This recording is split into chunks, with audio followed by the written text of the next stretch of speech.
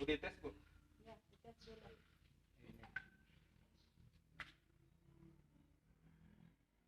Normal juga. Oh iya, normal. Kasih Bude. Iya.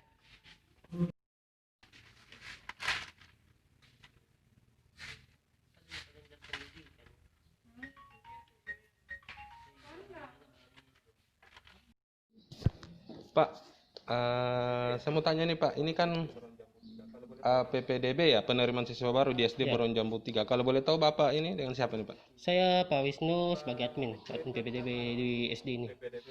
Pak Wisnu, ini kan selama PPDB tahun-tahun kemarin itu tidak seperti begini, pakai topeng, masker. Apa sih yang dirasa saat ini pada saat penerimaan tahun ini selama ada corona? Kalau selama ini biarpun pakai masker sebenarnya sama. Tapi kalau dari segi jumlah pendaftarnya semakin lama semakin berkurang karena kan kasusnya makin begini. Dan juga ya banyak sekali pengaruhnya sih.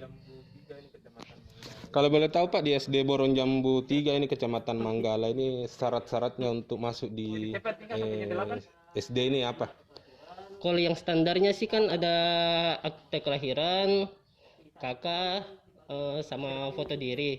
Tapi saat ini kan dibagi karena online, jadi ada non zonasi ada zonasi. Kalau non zonasi sendiri kan ada afirmasi sama perpindahan orang tua. Dan kalau zonasi ya kakak, akte sama foto dengan surat keterangan domisili. Saja.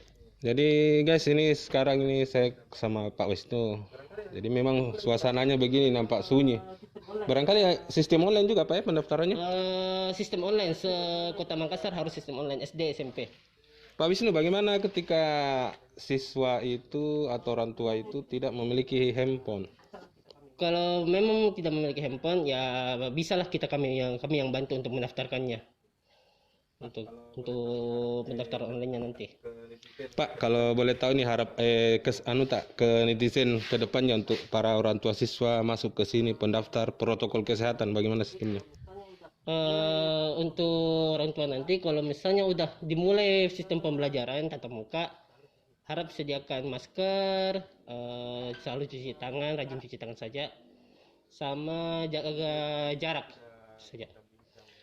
Jadi guys, tadi saya sudah bincang-bincang santai sama Pak Wisnu, dia sebagai operator di sini.